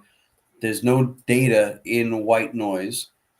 And then we look to address those two things as two of the main criticisms against spirit communication that have been leveraged that we thought were fair. Radio bleed through from a box or from a radio is fair. That's how skeptics look at it. They go, well, it's like going to the beach, throwing down a handful of coins, coming back an hour later going, look what I found. You put it there. Yeah. You're looking for vocals, you putting them in your process with a radio. So we understood that. So now we don't have a radio. The only other thing was, and you kind of addressed it really nicely before, was the idea of having the equal amplitude and white noise because there's no data in it. But the other criticism that we had addressed was, well, white noise is random and you can always discern patterns in randomness. So we went, all right, well, that's fair. And firstly, when we looked at that, we go, well, discerning patterns in randomness is not a statement of debunkery. That's an appeal to our intellect. That's how we interact syntactically, contextually, referentially. We hear sounds that come together to form words and language that we understand. We don't ever hear the cat go meow, meow, meow, meow, and go, oh, he wants to take a ride along the coast. We know the difference between communication and language or not. The other thing, and we had talked about this when you first arrived, was that white noise is not fundamentally random. It's affected by charged ion particles from the sun, electromagnetic fields, quantum fields, what we believe, and we were able to look at, through spectral analysis, deterministic speech. So it's not fundamentally random. White noise is computationally irreducible, which means at the time, the factors that are behind it, mathematically or anything else, are not calculable. We can't figure out what they are. A real life example of that's a lot more simplistic just happened. Coin toss at the Super Bowl. They go, it's a random coin toss. It's really not. Right? You have angle of the toss, you have wind speed, barometric pressure, angular momentum, gravitational forces, but they're not going to have a team of scientists out there trying to figure all that stuff out. They go, it's just a random toss, and they do it. So the random part of it, we also felt like we took off the table. There's something too deterministic, too reliable, too recurrent to just dismiss that and go, oh, we're randomly hearing things, and it's what we want to hear. Mm-hmm. Exactly. You lost me in that one. Some of these words he comes out with are just not in my vocabulary. So I was like, what the? We took a deep dive into trying to vet the authenticity of this as much as we could. And so some of that from a consciousness perspective, from a metaphysical perspective, from a mechanistic and sound perspective, which your expertise on was huge for us to be able to have access to and experience. That's why all these terms and stuff that we throw out and use, because we're really trying to genuinely address what might be happening and what we think is happening and how. Mm-hmm. Yeah, it's a interesting process that you guys are going through. Well, we're an hour and 40 minutes into it. Okay. This is fun. Guys okay? I love the studio you guys have set up. Any here. questions? Ask any questions. Anybody here have any questions You about got anything? one of the top sound guys. It doesn't have to do with Yeah, seriously. with the project. You have any questions about sound? You got a sound specialist right here. that Who's can now answer for you. he's now been indoctrinated into the If you're a paranormal filmer, field. you film, and you have questions about sound. There's your guy. He's right here in front of you. He ain't gonna charge you to answer. Maybe. No. Yeah, no charge. It's gonna cost you birch beer. So It has to be shipped. if you're in production, you're doing movies or anything like that, you have problems with sound, you're doing a podcast or something. He came in here and told me my mics were upside down and straightened it out for me when he came in. And then we hooked this boom mic up too. And Our sound sounds yeah, pretty good now. it I sounds think it really sounds good pretty now. good. He did all just the gains on mics and everything else for me. So, It's what I do. Yeah. I have a passion for it. Just It is impressive though. Like I said, like when we were going over the chain of everything that we do with our system, and I would know while using that, and I'm using it here because I'm trying to achieve this. And then he would go, and it also does this, this, this, and this, but it doesn't do this unless, of course, with that. And it was like all a whole other body of information that went around what that is, what it does, where it is. And I was I was the same way. I was like, wow, like this is a lot of stuff that I didn't even realize. Hey, Bert, can you just give your credentials one more time? So I just want down the road, people that came in later on, to know what you've actually done in your career, how many years you've been in this. So So I don't makes me think it's- uncomfortable. Yeah, I don't want them to think I just grabbed some guy out here in Waynesboro and said he's a sound guy. Well, let's see. I'm the chief dog poop picker upper at my. No. At first, I thought he was going This is what somewhere. happens like- when he hangs around me for a while. Yeah, He we're goes all off corrupted track. by that. No, actually, I've been doing this for started when I was 15 years old, professionally in audio, and I've been doing it my whole life. Been doing it 50 years, and started in broadcast and worked my way to New York City. Was in New York for about 10 years in broadcast, and then started developing my own sound design elements for TV shows and things like that, and that took off. ABC reached out to represent me for 10 years worldwide, and that got literally thousands of broadcast stations all around the world using my material. Kind of stumbled into game audio, got some sounds in Grand Theft Auto 5, Yeah. Just Dance, things like that. Stumbled into the TV area that had sounds placed on. I always feel so. Somebody else needs to do my hype for me. I always feel so embarrassed. It's hard, It's I like, know. yeah, it's like I'm some guy behind a recording console. But then got to doing a lot of social media, audio sweeping for the Disney Corporation, for Hulu, Netflix. Been on the Discovery Channel with a few things, CNN, ABC, NBC, CBS, MTV. Was just found out I had some sounds on America's Got Talent and also American Idol. So those were things I didn't even know got placed on those until I got my statement from BMI and ASCAP. So it's been an incredible adventure, very many baby steps over time, but it's something that for me personally, I'm very passionate about audio, so I continue to.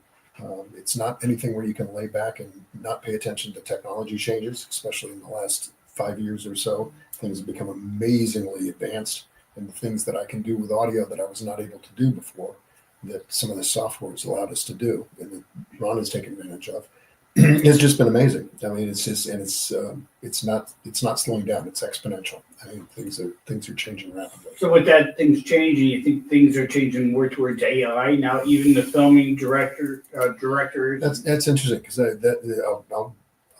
love talking about that in a non-fearful way, because a lot of, especially in the teaching, a lot of the students are going, "Is this going to wipe out our jobs? Is AI going to take that over?" And I reckon it back to, I've been in the business long enough where I remember when everything was analog, tape, cassettes and things like that. And I had people that I worked with when digital audio happened, because it was just developing, saying, "Oh, it sounds too brittle. It's not warm. I'll never do digital audio." Well, those people aren't in the business anymore because they refuse to accept the change of technology instead of learning how to use it and understanding its shortcomings.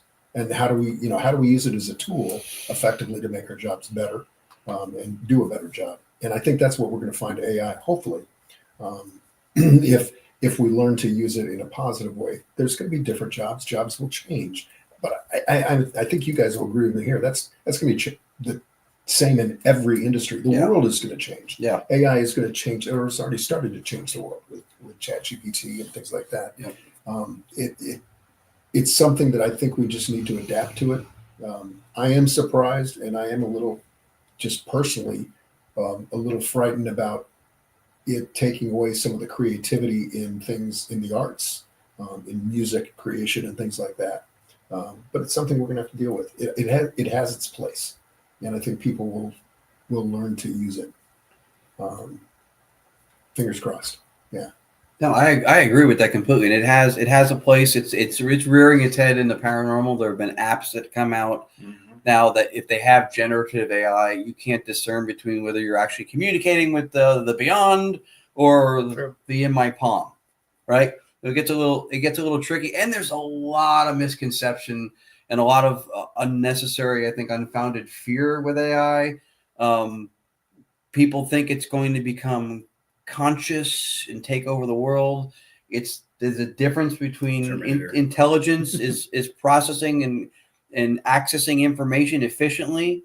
That's not the same thing as sentience and consciousness, but it's got, because of sci-fi and TV, and it's got this culturally manufactured plausibility that people think it's possible that it's going to become conscious. It's not. It can repeat "I love you" to my son the way I would say it, but it doesn't have the feeling is not there. It's intelligent. People go, well, it's going to get more and more intelligent. Yes, it'll probably be able to design better versions of itself than we can do.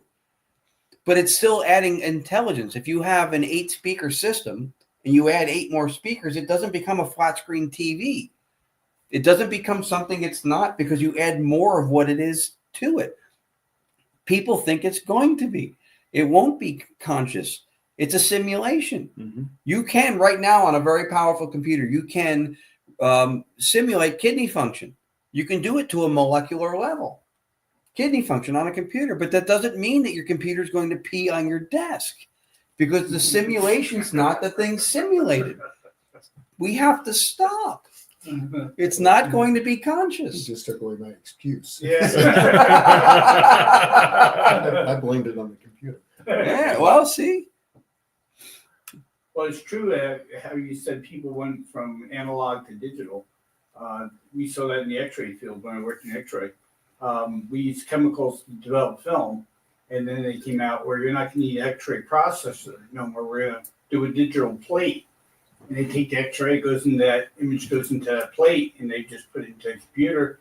And they found out they can zoom on things, they can spin it 360, they can move your whole hand any way they want if they took it on that plate, on that image, which actually terminated our jobs, but we could adapt But it. different jobs were created. Yeah, different jobs. That's what I Yeah, said. yeah. You didn't have to stay in the chemical base now. You could, which is actually a lot safer because you're not around chemicals no more. And you just learn the digital process. Because you still have to adjust and fix and chip and everything else that may break in the digital aspect of it. There's Same- still boards and computers that run that you can fix. Same thing in the film industry with digital computer generated graphics. You know, a lot of that the old school stop action for the dinosaurs and things like that in Jurassic Park. That was originally planned because the computers were not strong enough at the beginning of that film production. That was planned to be stop action, and they were working. There was a whole team working for Lucas that was doing that. And when they saw the computer generated results getting better and better, the artists that were doing stop action were offered jobs saying, we will train you and we will move you over to the computer department. Many of them just flat out didn't believe in it and didn't want to do it. And they made the choice to leave the industry. Yeah. But had they wanted to and had that passion, they could have. So it is something but if you didn't believe in it, you don't want to just do something to do something, Right. Just to pay the bills. But those are going to be some decisions that are going to be coming up for people. It's Yeah, like- the X-ray phase, a lot of when digital first came out, they were very expensive. So you still had people saying, "I'm not buying. I'm still using chemicals for a while." And so the jobs slowly transferred, yeah, phase not out. to where you phased out. It didn't just like immediately phase out because of the expense of the digital. We're living in a little faster. I mean, that. But yeah, a lot faster pace now. Yeah, really fast. Yeah. Well, guys, Thank you so much. Yeah, man. thank you guys for coming on today. We're not done Appreciate yet, guys. You got a lot more to do tomorrow. it. Hey, you guys, Yeah, we're I'm not in for it. we're not done yet. thanks for having you guys on the podcast, and thanks for the experience of having you guys both together and seeing the process, what you guys have gone through and what you guys are doing. And it's great to see. We will stay in touch with you guys. Yeah, I hope so. Yeah. Anytime you guys ever want to pop on the show, just let us know and we'll pull you in. This should be the show where any additional breakthroughs are announced first. We can always get you in yeah, we can bring you in. VA from your house. Yeah, I can do it from We, outdoor. we can get him in. Just send him the link. He can pop right on the screen. He'll be right here. So Yeah, just send them a link with a picture of Chuckles yeah, There we go. with the ears up. Your I spot. I miss you, Rick. Your spot. I miss That's it, Rick. that is the elusive picture that I have not been able to capture. Is that dog's ears? And for those of you who have not seen Chucky, you're missing an amazing visual here. Yeah. But the ears pop up, and they go up and down in a millisecond. Yep. And that dog, he looks so cute. And as soon as I get my camera out, ears are down. They know. Like going, They know. They Yeah. know. Yeah. They know when it's going to happen. So, Yeah. guys, you want to put plug where you're going to be doing next and where you're going to be at, and if anyone wants to get a hold of you or anything, and go from there. Facebook page for me is Rick Allen, ALLEN Sound, and Instagram is Rick Allen Creative, which is my company name. I'd love to. I'm insecure enough where the more followers I have, the better I feel.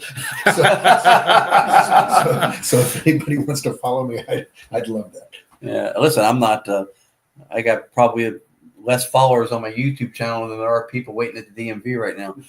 But that's not my priority. A lot of people are very much, for the followers, and that's cool. But it's just I've been so in the dark with just trying to figure this shit out. Yeah, and by all means, people, please follow his social media and support what he's doing. Our website is Gonyak Paranormal. That's GONYAC Paranormal Gonyak. It comes from Lourdes' last name, Gonzalez, and mine, Yacovetti. She came up with it for an email prefix, Gonyak. People ask us a lot, why didn't you go with your name first? Why wasn't it Yakgon? Because it sounds like a bug repellent, and nobody wants that. Nobody wants to get themselves some Yakgon. So we went with Gonyak. Gonyak Paranormal. We have our own individual Lourdes Gonzalez, Ron Yacovetti Facebook pages. We have a Facebook page, ITC The Invisible Art, YouTube, Gonyak Paranormal, same thing. And we each have our own Instagrams, even though we're interactive with it. But again, Ron Yacovetti or Lourdes Gonzalez for those. And we are supremely grateful for New Jersey Paracon, Paraunity, Gettysburg Bash, Pennhurst, Festival of the Unexplained in the UK. We're going back to speak, present idealist philosophy as well as ITC communication. This podcast like this, for us, every opportunity we get, we're grateful for. I think one of the biggest things to weed out in the paranormal field is entitlement. You owe this to me. Don't you know who I am? Kind of. It doesn't matter. And not to put Rick on the spot, he may be coming to the bash. No. He hasn't decided yet, so hopefully he can make it out for the bash. He's looking at it. He teaches, so he's got to see his July schedule if he can get off and get out here. I'm sure the people will have 1,000 questions for you there. There's a lot of podcasters there. There's a lot of people that do. There is a couple of people that do movies, film, and stuff like that. So they may have questions for you. Yeah, I'd be happy to help. we could share some time in the ITC digital seance room. Yeah, because That we have. he'll be there in the room doing the digital seance. I'm going to start booking some flights. Wow, seriously. right now they're cheap. Right now they're cheap. Yeah. Book it now while it's cheap. So with that being said, guys, thanks for coming on today, and guys, thanks for watching. And I'm going to turn it over to Steve right now. As usual. Good night. And if you see a veteran, thank them for their service, please. All right, guys, and good night.